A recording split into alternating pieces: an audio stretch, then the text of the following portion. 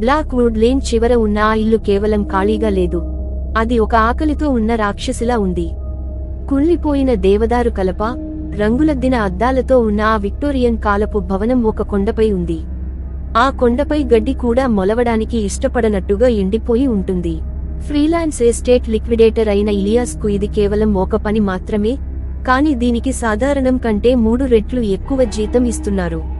ఆ ఇంటి వారసుల నుంచి అతనికి వచ్చిన సూచనలు చాలా స్పష్టంగా ఉన్నాయి. లైబ్రరీని కేటలాగ్ చేయండి, బేస్మెంట్ నేలమాళిగా జోలికి వెళ్ళకండి, సూర్యాస్తమయానికి ముందే అక్కడ నుండి వచ్చేయండి. ఇలియాస్ ఉదయం 10 గంటలకు అక్కడికి చేరుకున్నాడు. ఉదయం 10 కల్లా ఆ ఇంటికి ఒక వింత స్వభావం ఉందని అతనికి అర్థమైంది.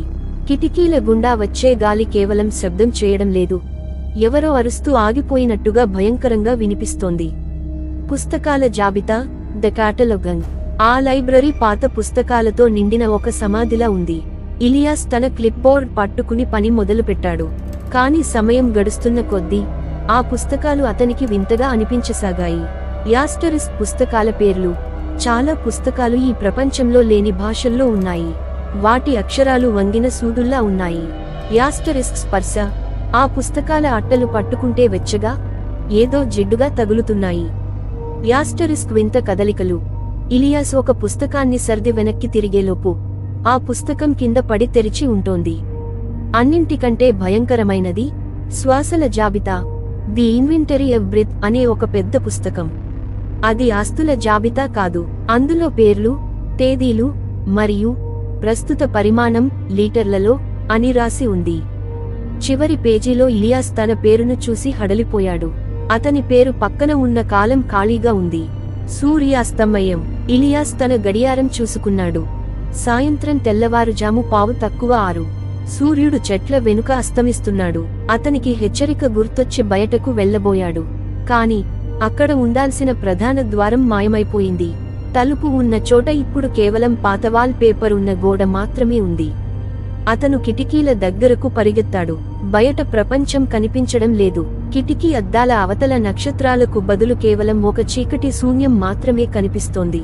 ఇల్లు మెల్లగా మారడం మొదలైంది. హాలు పొడవు పెరిగింది, పైకప్పు కిందికి దిగింది. నేల నుండి రక్తం వాసన రావడం మొదలైంది. సరిగ్గా అప్పుడే అతనికి ఒక శబ్దం వినిపించింది. బేస్మెంట్ మెట్ల నుండి ఏదో బరువైన మూటను ఈడ్చుకొస్తున్నట్టుగా. Thump slide, thump slide. గోడల నుండి హెచ్చరిక. ఇలియాస్ ప్రాణభయంతో లైబ్రరీలోకి వెళ్లాడు. ఒక బరువైన ఇత్తడి వస్తువును ఆత్మరక్షణ కోసం పట్టుకున్నాడు. ఇప్పుడు ఆ గోడల లోపల నుండి ఎవరో గీకుతున్న శబ్దం వస్తోంది. Greater than. ఇది ఇల్లు కాదు. ఒక గొంతు వినిపించింది. అది మనిషి గొంతు కాదు, గాలిలో వస్తున్న ప్రకంపన. ఇది ఒక ఊపిరితిత్తి.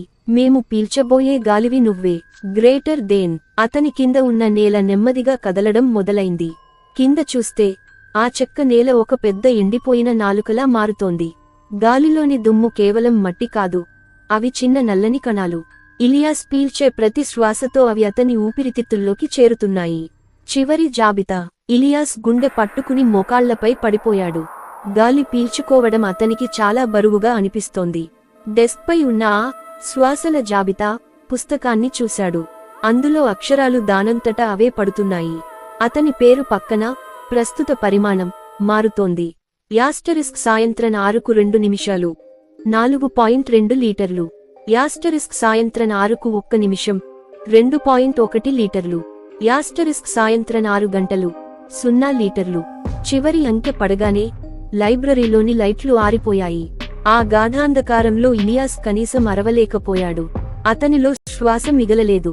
ఆ ఇల్లు ఒక దీర్ఘమైన నిట్టూర్పు విడిచింది. ఆ తర్వాత అంతా నిశ్శబ్దం. మరుసటి రోజు ఉదయం బ్లాక్ వుడ్ లేన్ పై సూర్యుడు ఉదయించాడు.